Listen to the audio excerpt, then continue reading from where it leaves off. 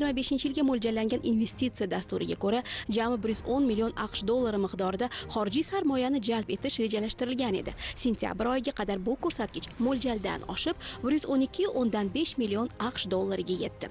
Mana shu davrda 70,3 million AQSh dollari hajmida eksport amalga oshirildi. Shundan 57 million dollari sanoat, 13,3 million dollari qishloq xo'jaligi sohasiga to'g'ri keladi. To'g'ri, hamma gap o'zimizda, bugungi kunga va kelajakka bo'lgan ishonchda.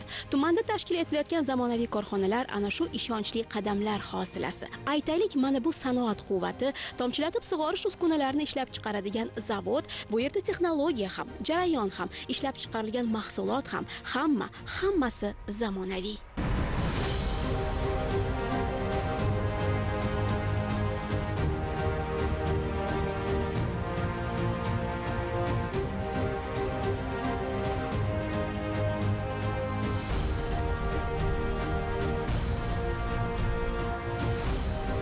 Jahon qishloq xo'jaligida tomchilatib sug'orish texnologiyasining afzalligi allaqachon o'z tasdig'ini topgan. Suv resurslaridan tejab samarali foydalanish esa yil sayin dolzarb bo'lib borayotir.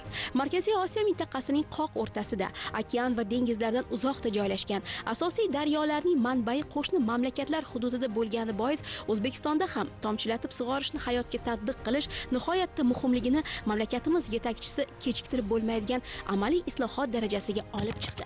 Masalan, 2025-28 yillarga mo'ljallangan suv resurslari boshqaruv va irrigatsiya sektorini rivojlantirish dasturida tomchilatib sug'orishni kengaytirish yo'nalishi aniq manzilli belgilangan. 2026-yildan boshlab esa O'zbekistonning 6 ta hududida sholini tomchilatib sug'orish loyihasi ishlab chiqilgan. Toshkent viloyati Yangiyo'l tumanida faoliyatini boshlagan ushbu zavod yurtimiz dalalariga tomchilatib sug'orishni joriy etish uchun zarur uskunalarni ishlab chiqarib, xalqimizga katta naf keltirayapti. Bizning korxonamizda misol uchun quvur qismlari, to'liq lentalari, qasmali bog' uchun kerak bo'ladigan hamma anaqalar uskunalari va bundan tashqari filtr tizimlarining hammasini o'zimiz korxonamizda ishlab chiqarishga ixtisoslashganmiz.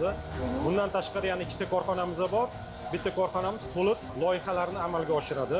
Ya'ni mahsulotlarni to'liq oladida, nafaqat O'zbekistonda, balki qo'shni davlatlarda ham qilyapmiz hozir to'liq loyihalarni, bog'larga bo'lsin, uzumzorlarga bo'lsin, boshqa ko'cha turlariga bo'lsin, bularni hammasiga tomchilatib va yong'inlar sug'orish tizimlarini o'rnatib qo'yamiz.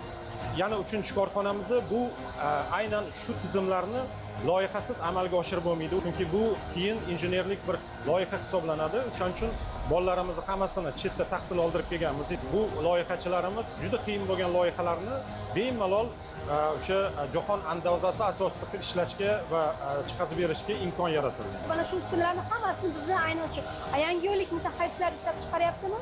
Albatta, hozirgi kunimizda 100 tadan oshiq ish o'rinlari yaratilgan bizda. Yangiyo'l o'zida korxonamiz ikkita zavoddan tashkil topgan. Biri Toshkentda joylashgan, ikkinchisi Yangiyo'lda joylashgan. Toshkent viloyatida ishchilarimizni ko'pi bu Toshkent viloyatida yashab kelayotgan yoshlarni o'zimiz ishga jalb qilamiz.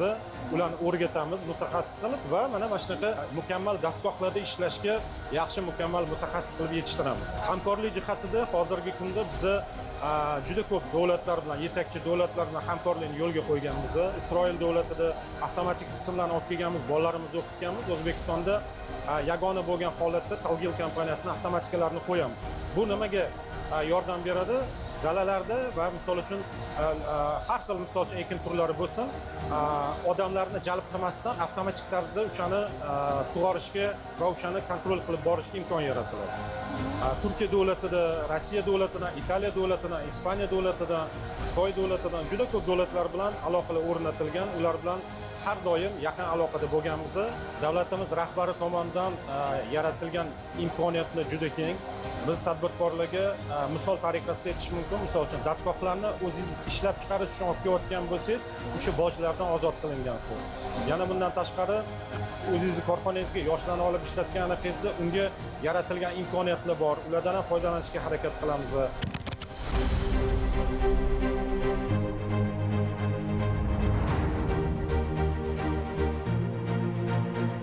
Bu yerdagi ishchilarimizni Yangiyo'l, Chinoz, Toshkent viloyatidagi asosiy ishchilarimiz. Albatta biz o'qitdik, yangi ishchilarni olib kelib o'rgatdik. Biz mutaxassislarimiz ham chetdan kelgan mutaxassislar bizga o'rgatib, bizni mutaxassis qilib, keyin biz boshqa yangi ishchilarni olib kelib, ularni o'rgatib. Oylik masalasiga keladigan bo'lsak, 4 milliondan 15 milliongacha oylik beramiz. Hammasi yo'nalishlariga qarab.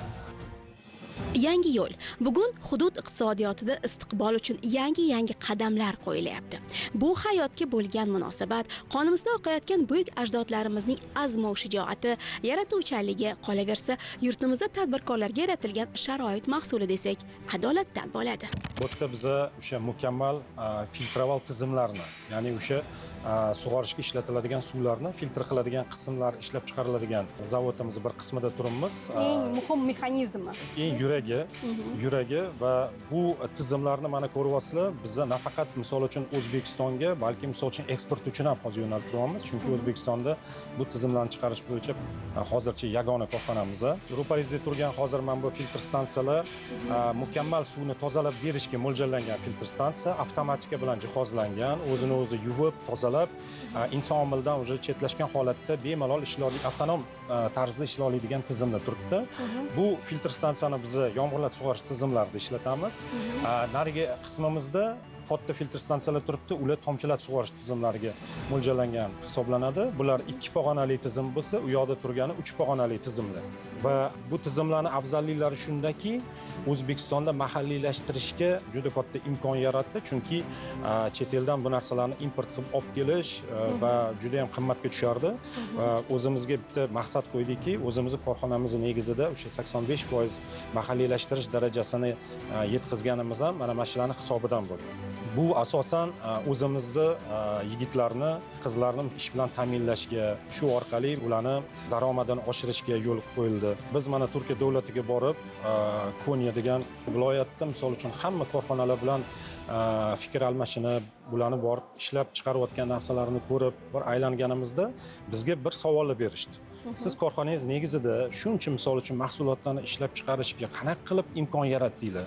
Bizda axir bu alohida, misol uchun mana filtroval tizim alohida bir korxonada ishlab chiqariladi. Unga ketadigan bir boshqa qismlari boshqa korxonada ishlab chiqar. Biz shu narsani bitta korxonaga jamlashga harakat qildik, chunki o'zimizni yurtimizdagi yoshlarni ish bilan ta'minlashga katta imkon yaratildi. O'shaning uchun ham men bemalol aytishim mumkinki, bir yilda tinmasdan ishlaganimizda 100 ming gektarga yetadigan mahsulot ishlab chiqarishga salohiyatimiz bor. Suv topilmas resurs bo'ldi bizda va qishloq xo'jaligiga eng asosiy kerak bo'ladigan biz suvlarni O'zbekistonda 20%niki zaxira qila olamiz va qolgan 80%ni qo'shni davlatlardan olishimiz kerak va bu suvlarni misol uchun ishlatganda oqilona ishlatib, tejab va undan kelajak avlodga ham yetishini o'ylab, o'shaning uchun prezidentimizning sa'y-harakatlari bilan shuncha qarorlar chiqdi. Bu tizimlarni qo'yayotgan fermerlarimizga subsidiyalar ham berilyapti. Bu ham bitta katta ko'mak. Bu tizim olgandan keyin, ya'ni 50%dan yuqori qismi subsidiya sifatida o'zligiga qaytadi. Imtiyoz